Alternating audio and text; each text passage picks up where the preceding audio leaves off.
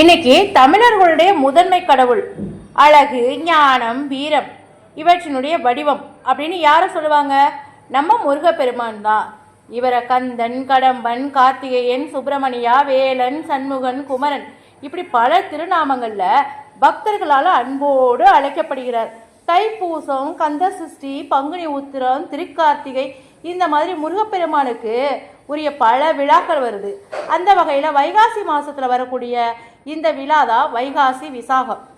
முருகப்பெருமான் அவதாரம் பண்ணது, அதாவது அவருடைய பிறந்த நாள் வைகாசி விசாகம் அப்படின்னு சொல்கிறாங்க.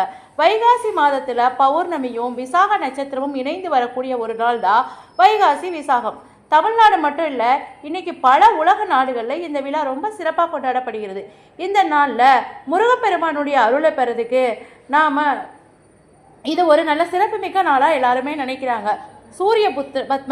சூரபத்மன் என்னும் அசுரன் பல ஆண்டுகளாக சிவபெருமானை நோக்கி கடுமையான தவம் இருக்கிறானா. அதனுடைய நிறைய வரங்களையும் அவன் சிவன் கிட்டேருந்து வாங்கிட்டான். பெண்ணினுடைய வயிற்றில் பிறக்கக்கூடிய குழந்தையால் மரணம் வரக்கூடாது, சிவசக்தியால் மட்டுமே தனக்கு மரணம் வரணும் அப்படிங்கிற வரத்தையும் அவன் வாங்கிட்டான்.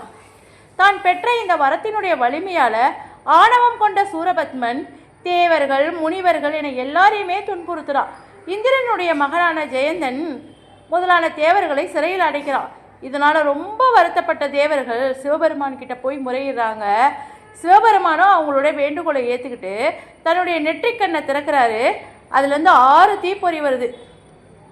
அந்த 6 தீப்பொறியும் சரவண பொய்கையில் இருந்த 6 தாமரை மலர்களில் போய் விழுகுது.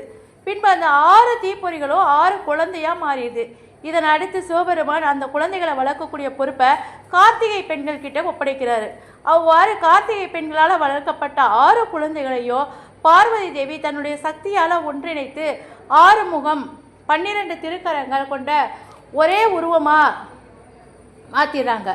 கார்த்திகை பெண்களால் வளர்க்கப்பட்டதுனால கார்த்திகேயனும் சொல்லியும் 6 முகங்களை கொண்டதுனால ஆறுமுகன் அப்படின்னும் அழைக்கப்படுறாரு. பார்வதி தேவி தன்னுடைய சக்தியின் வடிவான வேலை முருகனுக்கு கொடுத்ததுனால அந்த வேலை கொண்ட முருகப்பெருமான் சூரபத்மனையும் அவர்களது சகோதரர்களையும் வதைத்ததுனால தேவர்களை காக்கிறாரு.